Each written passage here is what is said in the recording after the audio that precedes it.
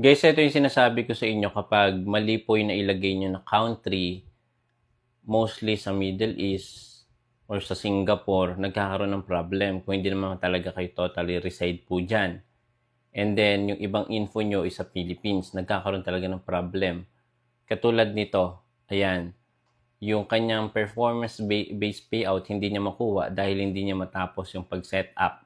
Ang gawin natin guys, try natin, finish setup. Mapupunta yan guys dito sa next. Then ay kiklik natin, kahit i-next kasi natin yan, hindi yan matatapos, babalik lang siya ng babalik.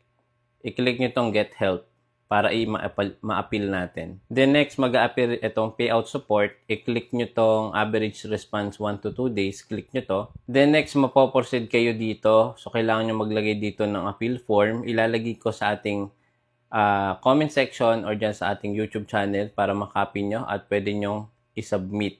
Kapag na-submit nyo na, mapupunta kayo dito sa support inbox para sa response. Then, ito yung ating sinubmit na form or appeal form para pumabasa ni Facebook. Ang kailangan nating i-request dito, new business payout para po matapos yung pag-set up. Follow for more.